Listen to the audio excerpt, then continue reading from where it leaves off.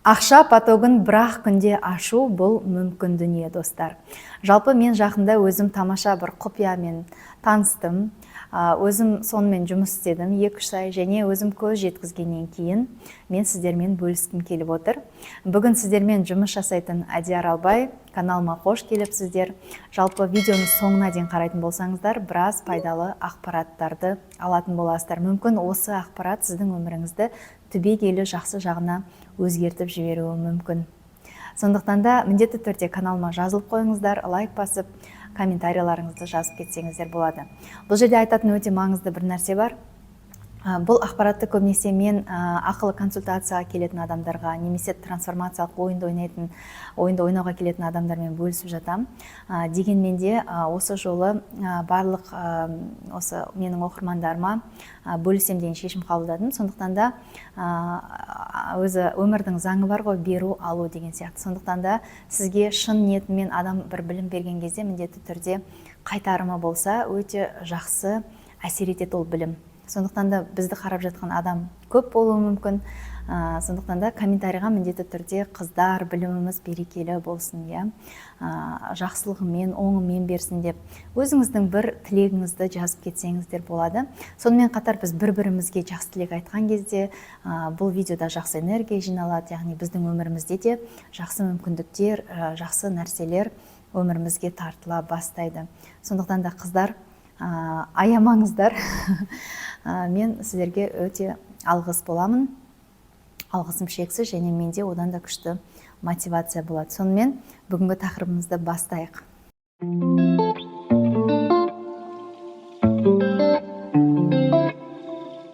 Сонымен ақша потогын тез ашу үшін не істеу керек? Ең әуелі өзіңізге бір сұрақ қойыңыз. Жалпы мысалға 5 миллион теңге табу үшін, мысалы мен 5 миллион теңге табу үшін менде қазір сол ақшаға жетер энергия бар ма? Яғни өздеріңіз түсінгендей, бүгінгі басты құпия ол энергиямызды зерттеу. Біздің энергиямыз үлкен ақша табуға жете ма? Оны қалай аңғаруға болады? Енді көп оқырмандар әсіресе мына энергия, психология, эзотерика, сондай нәрсемен жақыннан танысып келе жатқан адамдар үшін энергия деген нәрсе енді былай түсінікті болғанымен, оның түбінде не жатқанын түсінбеуі мүмкін. Яғни энергия ол қазақша айтқанда күш, бізде сол ақшаны табатын күш бар ма? Яғни осы сұрақты өзіңізге қойған кезде ең бірінші қандай жауап келді? Комментарийға жазып өтіңіз. Бұл не үшін керек? Яғни мен анализ жасаймын. Көбінесе кейде жауаптар өте әртүрлі болуы мүмкін, кейде ұқсас болуы мүмкін, ұқсас өте көп болуы мүмкін. Яғни сол арқылы мен келесі видеода анализ жасау арқылы сіздерге шын мәнінде мәселе неде екенін түсінетін боламын. Ол да біраз білім, ол да біраз практика, сондықтан да маған көмектессеңіздер, мен сіздерге одан да күшті біліммен бөлісуге тырысамын. Яғни ең бірінші жауап ол дұрыс жауап, Егер де сіз шынымен менде ол ақшаға қатысты энергия жоқ десеңіз, онда ол ақша сізге тартылмайды. Енді қараңыз, мысалмен айтайыншы, түсінікті болу үшін, көбінесе былай түсініксіз болып жатады. Мысалы, сіз жұмыстан келген кезде, немесе жалпы декретте отырсаңыз да, өзіңізді бақылап көріңізші, сіз жұмыстан келген кезде талып, түсіп, шаршап, көзіңізді көтере алмай, басыңызды көтере алмай, шайды әрең дайындап жүрсеңіз, сізде энергия өте аз. Бұндай энергиямен сіз точно 5 миллион тұрмақ 1 миллионға жете алмайсыз. Екінші нәрсе, сіз көбінесе қандай көңіл күйде жүресіз? Сіз үнемі ұрысқақ болып жүресіз ба, ұрысып жүресіз ба, көп ренжисіз ба, әлде үнемі бір негативға кетіп қаласыз ба, стресс пен депрессияға жиі түсесіз ба? Вот осы кезде сізде энергия жоқ, яғни сізде көп ақшаға блоктар бар деген сөз. Және мысалға сіз даже мысалы демалыс күндері, мысалы отбасыңызбен бір жерге қыдыруға барасыз ғой, сол кезде өзіңізді бақылап көріңіз, қыдыруға күш қуатыңыз бар ма? Жалпы адамдармен бүйтіп отырып, коллективте сөйлесуге деген сияқты айта берсең өте көп, сіздерге түсінікті болды деген үміттемін. Яғни адамда энергия жоқ. Енді ол энергияны қалай қалыптастырамыз, Адия? Ол энергия қайдан келеді бізге? Біз күн-түн жұмыс жасаймыз, балаларды бағып қамын ойлаймыз, бізде кредит бар, қарыз бар, осындай мәселелер өте көп. Яғни біз бүгін осы сұрақтарға жауап табатын боламыз. Жалпы бүгін энергияға қатысты, ақшаға қатысты көптеген сұрақтарға жауап табатын боласыздар осы видеода. Ең бастысы айтарым, қараңыздар, энергия бұл мысалға бізде адамның денесінде 7 чакра бар. Оның әрқайсысы определенный энергиямызға жауап береді. Мысалға, ақша энергиясы туралы айтатын болсақ, ол біздің кіндігіміздің ортасында, осы ішімізде, яғни денеміздің тең ортасында сол манипура деген чакрасы бар. Ол біздің именно ақшамызға, өмірде өзімізді табуға, табысты болуға, ел алдында мықты дәрежеде болуға жауап береді. Манипура чакрасын қарайтын болсаңыздар, ол күн сары түсті дөңгелек дәл ішіміздің ортасында орналасқан. Осы чакрада блоктар көп болса, яғни бізде үнемі энергия болмайды. Адамдар үнемі шаршап жүреді. Әрине, әсіресе қазір ақпарат заманында, әсіресе сіз қалада тұрсаңыз, Алматы, Астана, Шымкент, үлкен қалаларда тұрсаңыз, міндетті түрде сізде ол жерде блок бар деген сөз. Өйткені бұл чакра қай кезде дамый бастайды? 2 мен 14 жас арасында, одан кейін 14 пен 22-де прям қатты жұмыс жасайды. Осы кезде біз өмірге көз қарасымыз қандай болып қалыптасады, соған байланысты блоктар пайда болады. Енді өздеріңіз білесіздер, мысалға, бала өсем дегенше, егерде ол ата-анасында ақшамен мәселелер көп болса, ата-анасында жалпы аса қуатты, бай қуатты семьяда өспесе, және агрессияға толы болса, өмірі көбінесе сол чакралар блокталады. Енді осы чакрамен қалай жұмыс жасаймыз, сол туралы бөлісетін боламын. Осы манипура чакрасы ақшамен байланысты деп айттық, және манипура чакрасы көбінесе қашан блокталады? Осы тақырыпты зерттеген кезде ең бастысы адамның санасында ұят деген нәрсе көп болса. Өздеріңіз білесіздер, біздің жалпы қазақ менталитетінде дейікші, қазақ отбасында өскен әрбір балада ол нәрсе бар. Ол нәрсе менде де бар, сізде де бар, сіздің жаныңыздағы адамдарда да бар. Өйткені біз кішкентай кезімізден ұят деген сөзді көп естиміз. Адам ұят деген сөзді миына құйып алатын болса, ол өзін аша алмайды. Даже мына суретке қараңызшы, манипура чакрасы ол күн сияқты да, яғни біз ашыла алмаймыз күн сияқты. Күн шуағын жан жаққа шашады ғой, ал біз олай істей алмаймыз. Яғни бұл адамдарда, мысалға, жалпы бұл чакраның өзінің 4 уровені болады да, яғни біріншісі ол прям блокталып қалған уровень, ол кезде адам агрессияға толы, постоянно ұрысқақ болады, қашан қарамасаң шаршап жүреді, барлық жерде бір қарыздар и так далее, да, это называется большой блок. Екінші, ол уже застой деген. Застой деген, ол мысалға тұрып қалған су сарғайып қалады, соны застой деп атайды. Мысалы, бұл жерде уже более-менее, то есть сізде вроде жұмыс бар, бір какой-то табыс бар, бірақ та сізде все равно бір постоянная усталость, постоянно шаршау, хаос, не істеп не қойғаныңызды білмейсіз, постоянно асығып жүресіз, То есть бұл жерде адамдар әсіресе блокпен, застой несіндегі, позициясындағы адамдар, бұлар материальныға көп кет қалған. Олар ақша, дүние, өмір, тамақ ішу, ұйықтау, жұмыс істеу, тек қана сондайға кет қалғанда. Оларда іштегі рухани өмір мүлде ұмытылып қалған. Просто таңертең тұрғанда алғыс айту, Алла тағаланың осы өмір бергеніне, осы күнге жеткізгеніне, балалардың аман сау жүргеніне, дастарханында нан болғанына, осы кішігірім зарплатам болса да соған жеткеніме алғыс айту деген нәрселер көбіне ұмытылып кеткен. Мүмкін жойылып кеткен, мүмкін адам ол нәрсенің маңызды екенін тіпті түсінбеуі мүмкін да. Сондықтан да бұл ең төменгі позициядағы. Сонымен біз ақша энергиясына ортаңғы чакрамыз жауап береді дедік. Манипура чакрасы, яғни ол 4 неден тұрады, тізімнен тұрады. Біріншісі ол совсем блокталып қалғандар, одан кейін застой, яғни тұрып қалған энергия, одан кейін барып уже жаңағы низкий уровень. Низкий уровень бұл, яғни ең төменгі уровень. Бұл кезде адамдар мынандай болады, мысалға біреу саған жамандық жасаса, сен соған жауап беруге дайын тұрасың, агрессивно. Біреу аяғыңа шалса, сен де оны шалып, какой привет, такой ответ деп өмір сүретін адамдар бар ғой. То есть оларда неге ол адам менің өмірімде, мысалы осознанность деген жоқ та, неге ол адам менің өміріне кездесті, неге мен ол адамды өзім тарттым өміріме. Яғни біз біреуді кінәлаған кезде біз бала позициясына түсеміз, жертва позициясына түсеміз. Вот низкий уровеньдағылар манипурасы низкий уровеньдағылар бала позициясына, жертва, спасатель, тиран позициясына көп түсіп кетеді. Оларда мынандай осознанность жоқ та, мысалға, неге мен өміріме осындай агрессивный адамды тарттым, неге маған бүгін жалақымды төлемеді, немесе неге мына адам маған осылай жасады. Яғни оның барлығы біздің ішкі, олар біздің айнамызда, енді біздің ішімізде не болып жатыр, қандай блоктар бар, біз өмірге деген көзқарасымыз дұрыс болмай қалса, немесе бірдеңені дұрыс жасамасақ, бізге сондай адамдар тартылады деген сияқты мынандай бір саналы түрде анализ жасамайды да ондай адамдар. То есть полностью сондай агрессия, ренішке, жауап беруге, біреуге бір қастандық жасауға жақын тұрады. Және төртіншісі ол высокий уровень сознания. Бұл жерде жаңағы мен айтқандай адам өзіне өзі анализ жасай алады.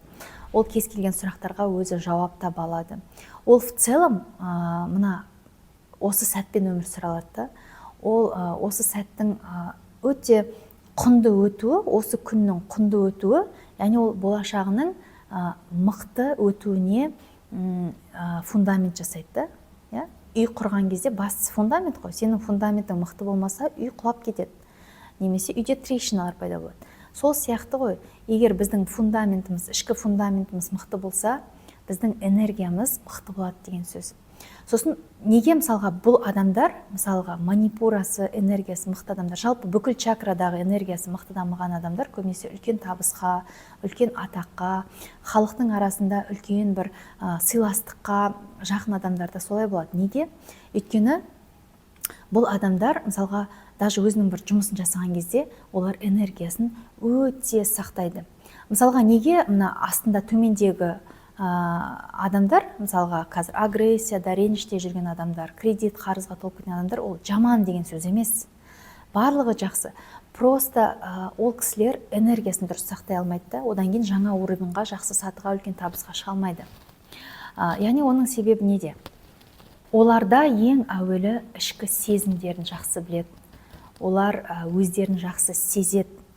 Олар энергиясын құр босқа далаға шашпайды. Мысалға өзіңіз бақылап көріңіз, жұмысқа барған кезде, негізі біреуге жұмыс істесең де жақсы жалақы алуға, энергияны сақтауға болады. Бірақ егер сіз жұмыстан кейін қатты шаршап келсеңіз, уже басыңыз ауырып, сондай состояниеда болса, яғни сіз энергияңызды жұмысқа емес, жан-жақты нәрсеге тағы құртасыз деген сөз. Яғни ол не? Ол қорқыныш, ол уайым, мынау не айтады, анау не айтады, мынаны істеп қойсам қалай болады, былай істесем қалай болады. То есть ол көбінесе болашаққа кетіп қалады да. Мынаны бүгінгі жұмысымды дұрыс жасамасам, ертең мынандай мәселе болады, одан кейін ақшамды бермей қояды, мынандай. То есть ол қазіргі жасап жатқан жұмысының сапалы болуына назар аудармайды. Ол либо өткенге өкінішпен өмір сүреді, немесе болашаққа деген бір қорқынышпен өмір сүреді, оның энергиясы соған кетіп қалады да. Осы сәт дұрыс жасалмайды. Яғни андай орыстар айтады ғой, не управляйте временем дейді. Не управляйте временем, а управляйте вниманием дейді.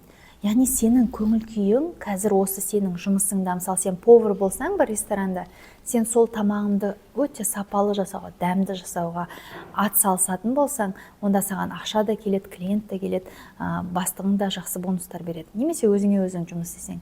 Немесе сен парикмахер болсаң, бүгін осы келген клиенттің шашын әдемілеп берсең, ол риза болып қайтса, сен бүгін уже манипура чакраңды аштың деген сөз, иә?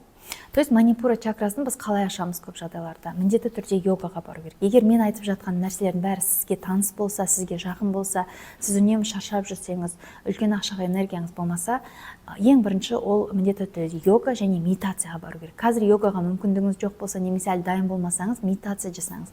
Медитация кезінде мен всегда свечка қосып қоямын. Свечканың түсі даже сары, оранжевый болса жақсы, өйткені олар манипура чакрасы сары түсті ғой, желтый солнцемен байланысты. Яғни манипура чакрасының ең бірінші блоктарын шешетін, оны жаңа қалпына келтіруге көмектесетін, ол именно от екен да. Яғни медитация кезінде мен всегда от қоямын, свеча қоямын, иә. От деген свеча ғой енді. Ол мені біріншіден тыныштандырады. Және оның иісі болса да, егер сізге приятный болса, иісі ұнайтын болса, міндетті түрде иісі барды да алсаңыз болады.